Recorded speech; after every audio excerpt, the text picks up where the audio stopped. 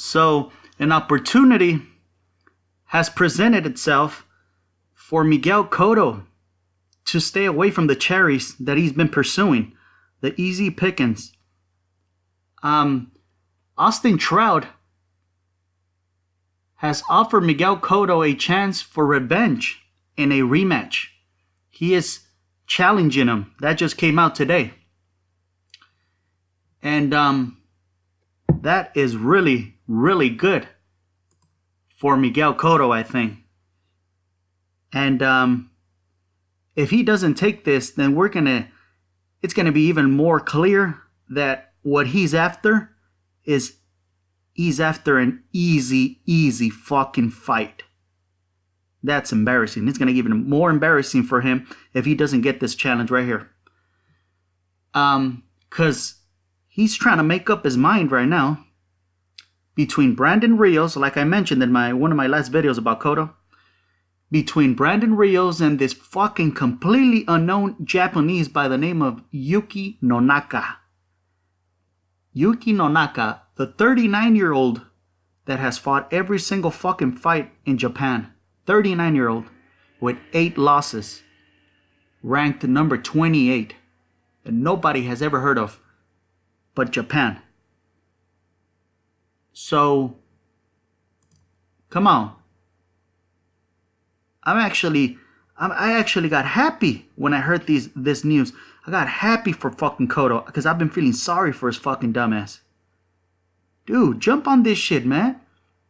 A lot of you might think, because there had been hurdles for a rematch. One of them was that that obstacle was for a rematch was the Cold War between Miguel Cotto's promoter now, Rock Nation, and Austin Trout's advisor, Al Heyman.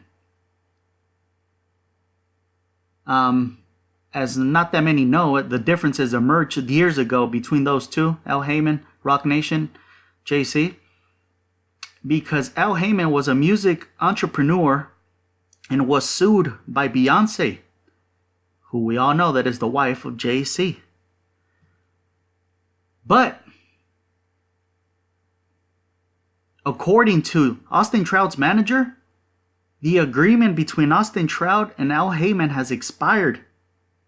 It just expired March 31st, which was what, Friday? It was on Friday.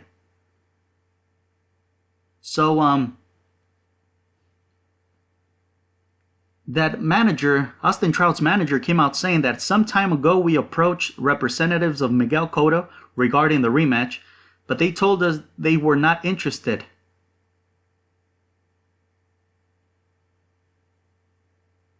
So, if the obstacle was Al Heyman, that has already been settled. They're out of it. So, I mean, got no excuse right here, man. Cotto, jump on this shit, man. Stop, get away from all those fucking cherries, man. Fucking a bunch of fucking cherries with inactivity that are way smaller than him. That's what he's been going after, man.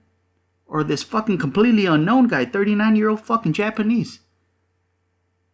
So, I mean, of course, Austin Trout just fucking lost last year in the summer against Jermall Charlo. I mean, Jermall Charlo, we all saw the fucking monster that he can be, man. He's a fucking young champion on the rise, man.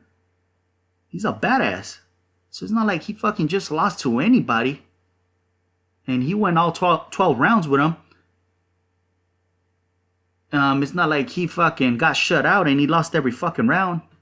So, I mean, fucking Cotto, man. He should jump on this one, man. Then Miguel Cotto, time's running out on his ass. He's 36 years old already.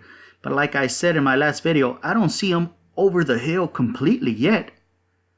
He had a lot of good footwork in that fucking Canelo fight. And he had to use it because or else he would have got knocked the fuck out. He had to fucking bounce all around that fucking ring. Or else he gets knocked the fuck out by Canelo. But he had a lot of fucking footwork, man. Foot movement, man. He had a lot of fucking... He had some boxing abilities in him. He's just... He ran into somebody better. Somebody in their fucking prime on the rise. Just like fucking Austin Trout, he ran into fucking Jermall Charlo. Somebody in their prime on the rise. So both fighters are coming off losses, but like I said, I mean, against who? But Cotto is the one that fucking needs help, man, apparently. Well, it looks like he needs help. If he doesn't take this fucking challenge by Trout, then he hasn't been needing help. He's been planning all this all along, just looking for easy pickings. So he got the opportunity right here. I mean, since his loss to Austin Trout, Cotto went on his little winning streak by beating Delvin Rodriguez and then Sergio Martinez, who was fucking with no knees.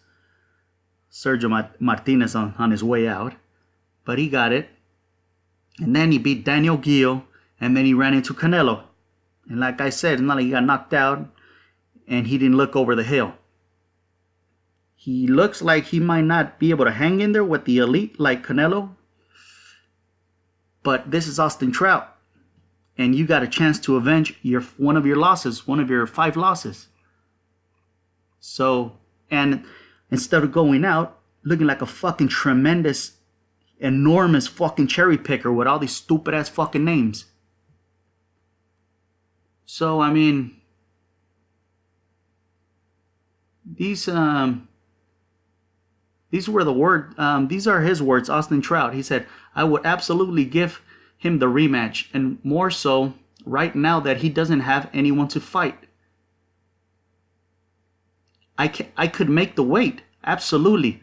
And if he wants to fight in June, I would more than be ready for that date. Since he hasn't fought since last summer, that's why he's pointing that out. That there's no problem. He's still going to make the weight. So, I mean, he has no excuses. Cotto should take this.